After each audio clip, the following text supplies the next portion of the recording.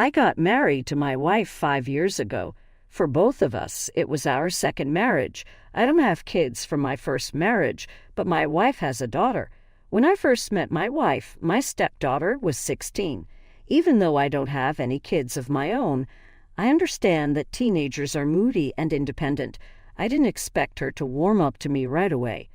When we started dating, I didn't see her much because she was busy with high school and cheer practice. The few times I did see her, she was cold and uninterested in getting to know me. At first, I thought she was just shy and would eventually warm up to me. However, even after a year of dating my wife, things were still the same. During that time, I learned more about my wife's previous relationship with her daughter's father, which wasn't great.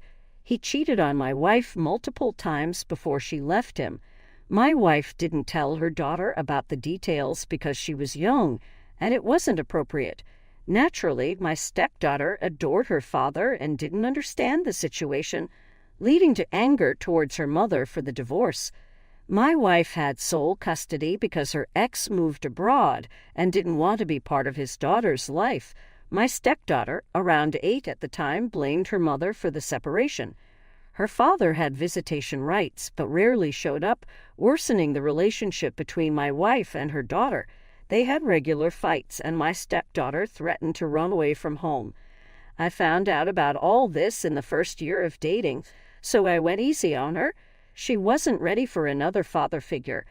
I was the first guy my wife dated seriously after her divorce, so I was the first man my stepdaughter saw with her mom. My wife and I got married after 2 years of dating, but my stepdaughter was never happy about our relationship. Despite my efforts, she was always cold and often nasty, saying I'd never be her real father and that she'd never talk to us again once her dad came back. When my stepdaughter turned 19, her dad moved back to the States and reached out to her. She decided she didn't need her mom anymore and cut off contact, saying she was happy with her dad.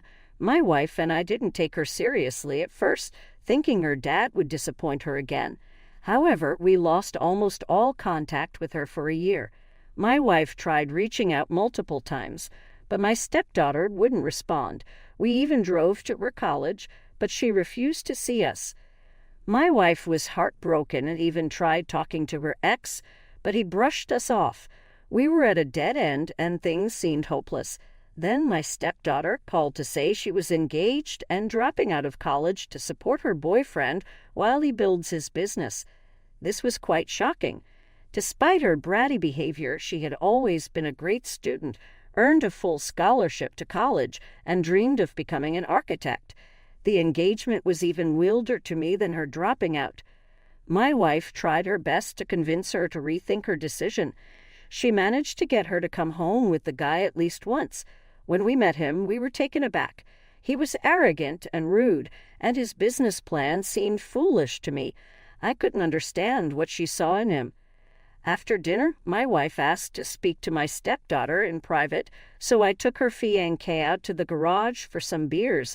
I asked if he was the one who encouraged her to drop out, and he just shrugged, saying it was none of my business and that she was an adult who could do whatever she wanted.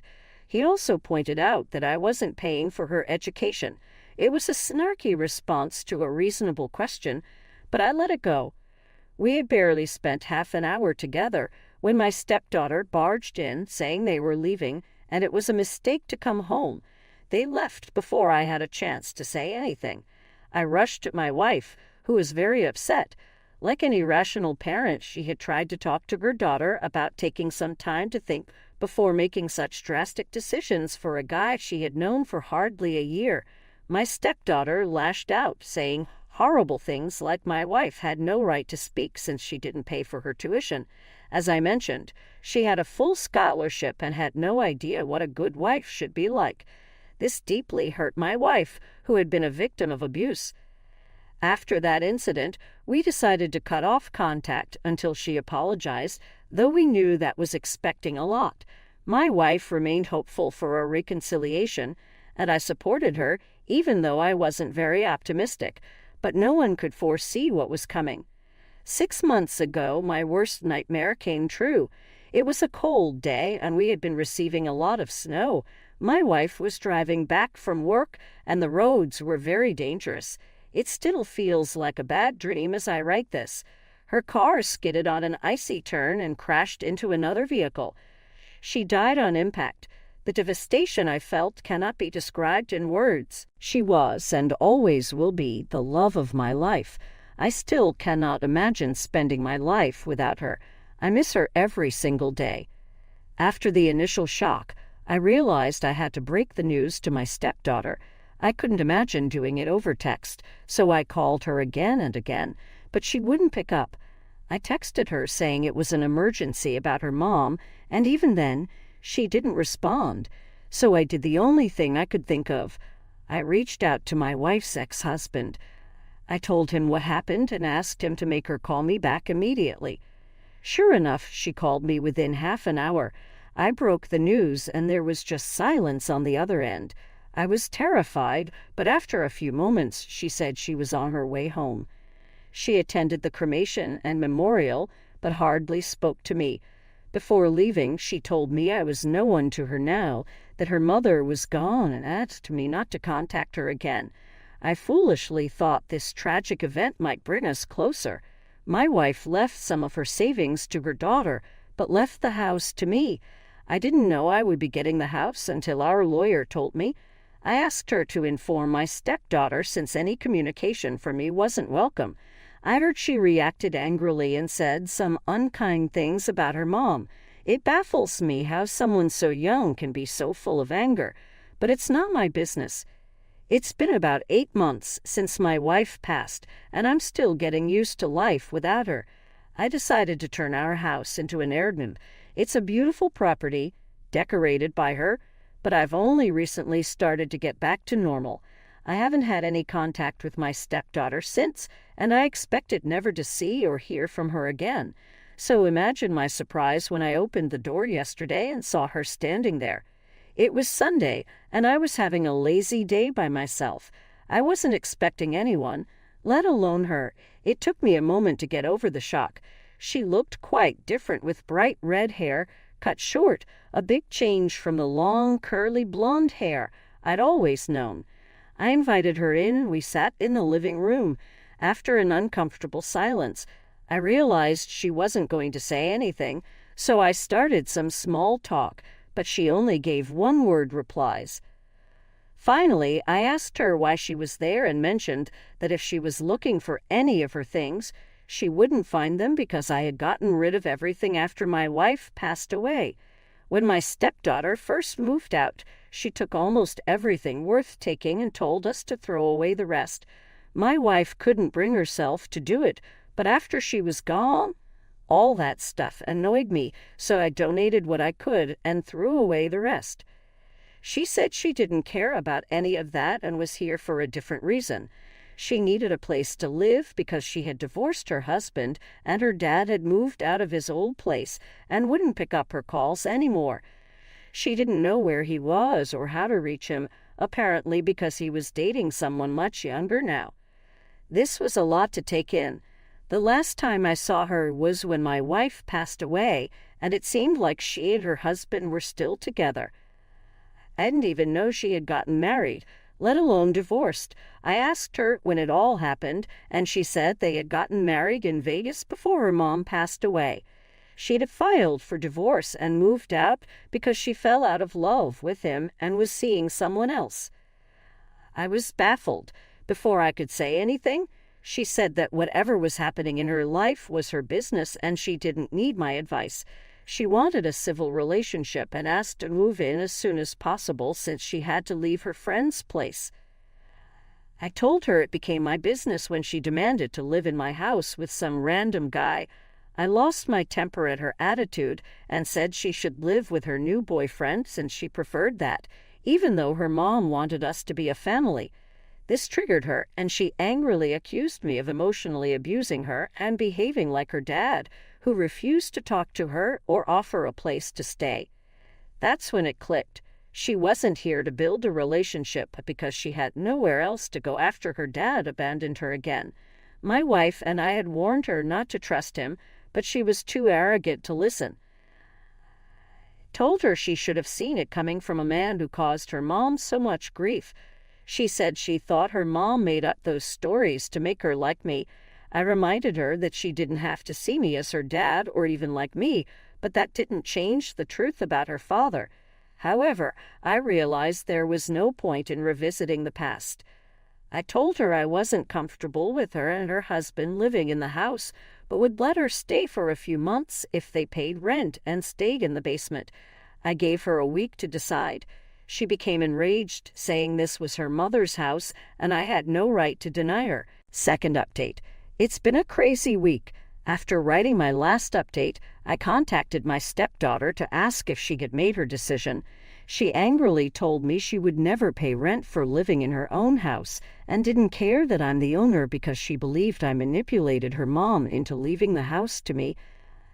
I didn't want to get into an unnecessary argument, so I just told her I was glad she made her decision. The next day, I had to leave for a 2-day business trip. I locked up the house as usual and left around 8:00 in the morning. After finishing the first day of meetings, I decided to check my home security camera. I knew things would be fine because I had alarms in place in case of a break-in, but I was bored and had nothing else to do.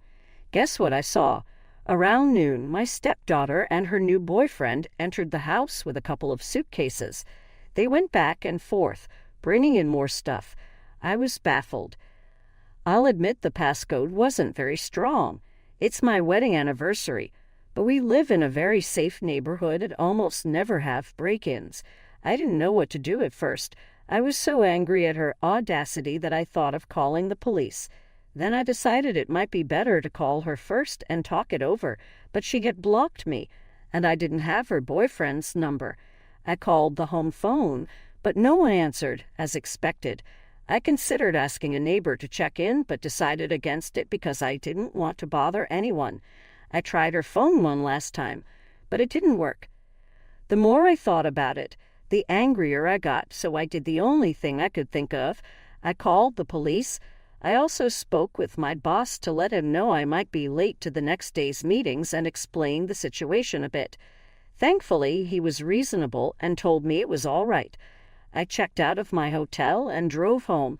It took about 4 hours, and it was past midnight by the time I arrived, but at least I made it. I called the police a bit before reaching home and told them the truth. My stepdaughter had illegally broken in with her boyfriend. I waited for the cops to arrive. Long story short, they kicked them out. There was a lot of screaming and ridiculous accusations, and my neighbors gathered around my house. The cops had to talk her down and asked if I wanted to press charges. I had no interest in doing that. I just wanted my house back. I told her there was no need to make it more complicated and that she should just leave without creating a bigger scene. They did leave, but she threatened to sue me and said I'd regret treating her this way. I'm sure none of that actually means anything. Anyway, I immediately changed the passcode and made a note to talk to my lawyer to see if there was anything else I could do to keep her away from me in the house. Then I took a nap before driving back for my meetings. My lawyer suggested a restraining order, but I don't think that's necessary right now. I'll look into that if she does something again, but for now, we're good. I wish my wife were here so I didn't have to deal with this in the first place, but I guess that's neither here nor there. Third update. I know it has been a few months since my last update, but if anyone is still reading, I have a little update for you. My stepdaughter reached out to me again. She texted, asking if we could talk, so I called her. She apologized for entering the house without my permission and said she had decided to break up with her boyfriend. She spent the money left to her by her mom to pay off his debt, and he was the one forcing her to convince me to let them stay in the house. She admitted her mistakes and asked if she could stay in the basement if she'd agreed to pay rent. I'm not a monster, so I told her she should have been honest with me from the start. I told her she could move in whenever she wanted and wouldn't have to pay rent. I did make it clear this was a temporary arrangement and that she would have to start looking for a job or think about going back to college. She promised to get back on her feet soon and wouldn't be a bother. She's currently living with a friend and is supposed to move in soon. I hope things will be all right between us because I know that's what her mom would have wanted. I'm still skeptical, though, and I've made it clear she has to be honest with me, be responsible with her money, and pay rent every month. Fourth update. It has been 2 months since my stepdaughter moved in, and I'm happy to say things have been going well.